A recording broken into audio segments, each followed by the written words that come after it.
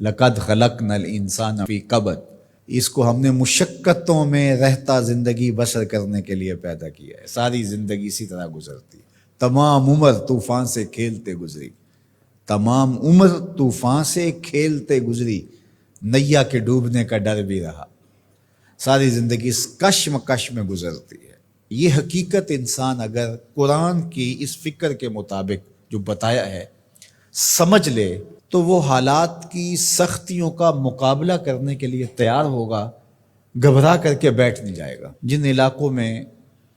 روزانہ کی بنیاد پہ یا موسم اس طرح کا ہے کہ کسی وقت بھی بارش شروع ہو جاتی ہے، تو ہم دیکھتے ہیں لوگ گھروں سے نکلتے ہیں، مطلع ابر آلود بھی نہیں ہوتا،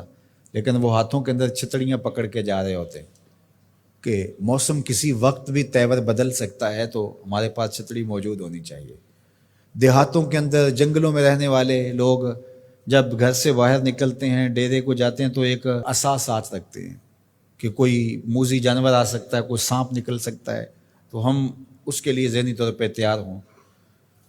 اور اگر یہ ذہنی طور پہ تیار نہ ہو تو سانپ کو دیکھ کے گھبرا جائے گا اور رونا شروع کرے گا یا آگے لگ کے بھاگ جائے گا، نتیجہ کیا کہ اذیت میں مبتلا۔ لیکن اگر اس کو پتہ ہے کہ یہ کھیت ہے، یہ جنگل ہے، یہاں یہ ہوتا رہے گا، تو جب بھی سانپ کوئی موذی جانور آئے گا یا اسے مار ڈالے گا یا اسے بھگا دے گا اور پھر اپنے کام پہ چلا جائے گا، اس کے ذہن میں بھی نہیں ہوگا کہ راستے میں مجھے آج یہ مصیبت آئی۔ اسی طرح جس نے ہاتھ میں چھتری پکڑی ہے اور راستے کے اندر تھوڑا سا موسم کا تیور بدلا، چھتری کھولی، سر پہ لے لی، 2-4 قطرے برسے تو موسم پھر صاف ہو گیا، پھر اس کو سمیٹا اور ساتھ لے لیا، بات ختم۔ اس کو یاد بھی نہیں ہوگا کہ بارش ہوئی تھی یا نہیں ہوئی تھی،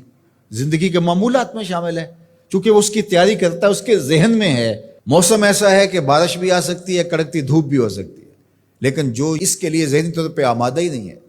اچانک نکلتا ہے تو بارش آ جاتی ہے تو پھر وہ گھبرا جاتا ہے، کبھی دیوار کے ساتھ لگتا ہے، کبھی کسی شیڈ کے نیچے ہوتا ہے، کبھی کچھ کرتا ہے، کبھی کچھ کرتا ہے، اور کپڑے بھگو کے واپس آتا ہے گھر، اور آتے ہی کہتا ہے مجھے گرم دودھ دو، مجھے تو سردی لگ رہی ہے، اس لیے کہ وہ ذہنی طور پہ تیار نہیں تھا، گھبرایا ہوا ہے، رنگ اڑا ہوا ہے، چہرہ زرد ہے، کیا ہوا؟ وہ میں نے سانپ دیکھا ہے وہاں، چونکہ اس نے مقابلے کے لیے ذہن ہی نہیں بنایا تھا اور وہ ایسے نکل گیا، اچانک دیکھا اور گھبرا گیا۔ اسی طرح آپ کوئی کام کرتے ہیں کسی فیکٹری میں، ذمہ داریوں کا بوجھ آپ کے سر پہ، آپ کو پتہ ہے کہ یہاں مسائل ہوں گے، مصائب ہوں گے، 2 لوگ الجھ سکتے ہیں، مسائل ہو سکتے ہیں، کوئی خیانت ہو سکتی ہے، جھوٹ ہو سکتا ہے، لوگوں کا آپس میں تناؤ ہوگا، آپ ذہنی طور پہ یہ سارا میں نے فیس کرنا ہے۔ تو یہ جب ذہن ہوگا تو پھر آپ اس کو ایک روٹین کے عمل کے طور پہ کرتے رہیں گے تو گھبراہٹ نہیں ہوگی،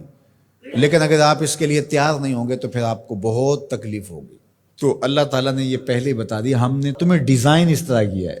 کہ یہ تمہارے ساتھ زندگی میں سب کچھ ہونے والا ہے، تکلیفیں بھی ہیں، آلام بھی ہے، حسد بھی ہے، بغض بھی ہے، کینہ بھی ہے، حقد بھی ہے، نفرت بھی ہے، اپنوں بیگانوں کا شر بھی ہے، شریکہ برادریاں بھی ہیں، دشمنیاں بھی ہیں، حالات کی ٹھوکریں بھی ہیں، غربت بھی ہے، امارت بھی ہے، بیماریاں بھی ہیں، صحت بھی ہے، سب ساتھ چلتا رہے گا، زندگی کے ساتھ کتنا کچھ جڑا ہوا ہے، تو پھر اس کو گھبراہٹ نہیں ہوگی۔ تو یہ زندگی کے ساتھ جڑی ہوئی چیزیں ہیں۔ لقد خلقنا الانسان فی کبد، تمہیں پیدا ہی کیا گیا ہے مشقتوں میں رہتا ہوا،